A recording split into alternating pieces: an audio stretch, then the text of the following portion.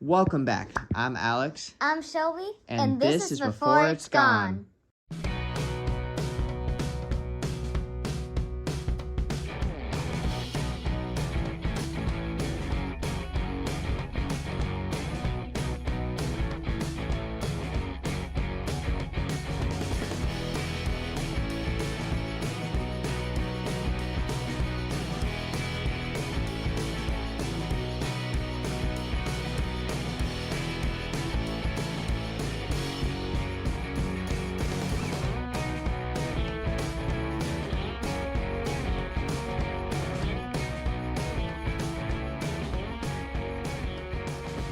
Mount Rushmore is located in the Black Hills of South Dakota.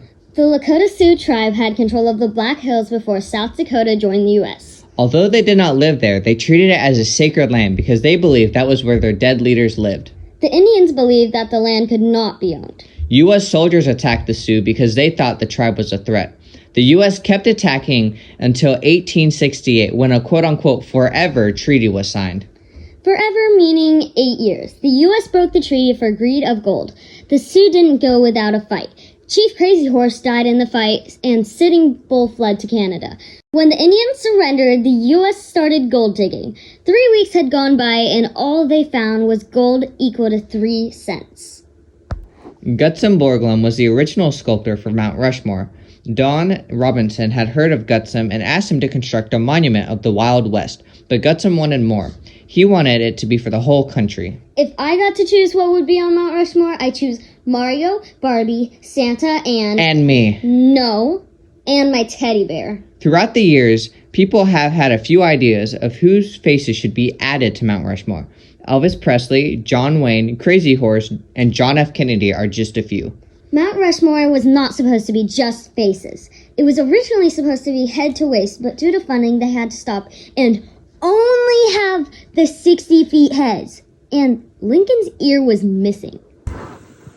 On October 4th, 1927, the real carving began. With dynamite, like with lots of dynamite. Kaboom! 450,000 tons of rocks laid at the bottom when it was finished. The men who put dynamite in the rocks were called powder monkeys. After the dynamite blew up the rocks and the mountain, there were 4 rocks that were egg-shaped. Later that year, Washington's face hadn't gotten very far. And then because they ran out of money, construction was postponed for 1.5 years. In 1929, 2 years later, Washington's head was nearly done. People flooded to see it, 400 people per day. That's nothing compared to the 3 million visitors per year it gets now. Hey, we're 2 of those 3 million. Jefferson's head wasn't nearly as easy as Washington's had been. His head had to be rearranged 9 times to avoid cracks, and then his face was too flat, so they blew it up and started constructing Jeff's head on the other side of Washington, where it is located now. When Borglum's son, Lincoln, was 21 years old, he became the foreman, and by 1937, President Lincoln's head had been dedicated. A smudge of colored rock could be seen on Lincoln's cheek and nose. When sculpting Teddy Roosevelt, the big question was how to sculpt his glasses. All they did was carve a line to indicate glasses. The rest is your imagination. Mount Rushmore's sculpting was stopped because of World War II, which is why we only have the faces and no bodies. Today there are 3 cracks in Mount Rushmore that are being watched very closely. The top of Washington's head, the forehead of Roosevelt, and Lincoln's nose. I guess moving Jeff really paid off.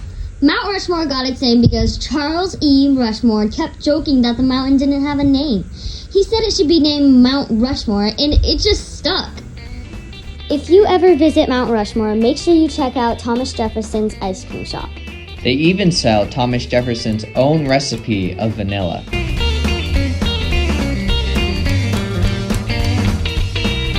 Thanks for watching. Make sure to like and subscribe, and we'll see you in the next video.